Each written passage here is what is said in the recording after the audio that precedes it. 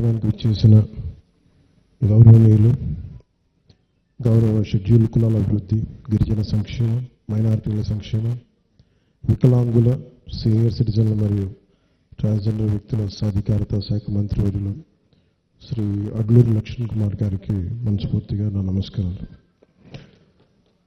ప్రత్యేక మీద వస్తూ ఉన్నప్పుడు వారు రాష్ట్ర ముఖ్యమంత్రి, గౌరవ ముఖ్యమంత్రి పోరాటాలు చేసి ముఖ్యమంత్రి స్థానంలో కూర్చున్న వ్యక్తి. వారు ప్రత్యేకించి ఈరోజు స్టేట్ గెస్ట్గా ఈ కార్యక్రమం నన్ను తీసుకున్నందుకు మనస్ఫూర్తిగా గౌరవ ముఖ్యమంత్రి రేవంత్ రెడ్డి గారికి నా హృదయపూర్వక నమస్కారాలు, హృదయపూర్వక ధన్యవాదాలు. ఈ కార్యక్రమానికి కీలకంగా ఈరోజు 39 కోట్ల పైచిలకు డబ్బులతోటి ప్రారంభం చేస్తున్నామంటే, ఒకసారి మన దేవుణ్ణి, పవిత్రమైన ప్రదేశాన్ని ఎక్కడ కోరుకోవాలి, ఎలా కోరుకోవాలో మనకు తెలియదు. నా పక్కనే ఉన్న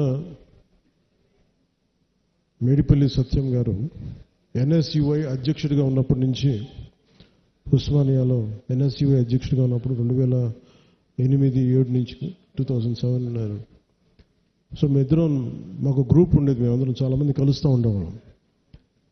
సో ఆ టైంలో మా సత్యం బ్రిలియన్స్ మాకు తెలుసు, బలమైన స్టూడెంట్ లీడర్.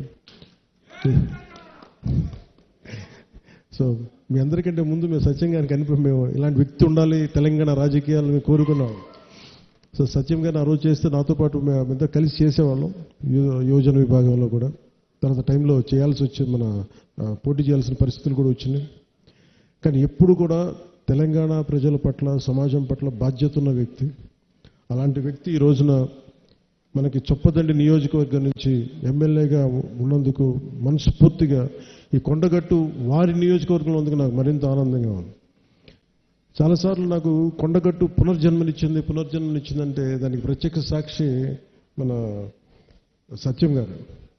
సో నాకున్న సన్నిహితులు, స్నేహితులు అందరూ ఉండే మధ్యలో మేము ఇక్కడికి వచ్చి శ్రవణ్ కానీ మేము అందరూ వచ్చి ఇక్కడికి వచ్చినప్పుడు యాక్సిడెంట్ అయితే హైటెన్షన్ వైర్ తగిలేదు, ఎలా మిస్ అయింది, ఎలా బతుకుని నాకు ఈ రోజుకి తెలియదు. అందుకే నాకు కొండగట్టు ఆంజనేయ స్వామి మీద నాకు అపారమైన భక్తి, అపారమైన గౌరవం, అపారమైన కృతజ్ఞత.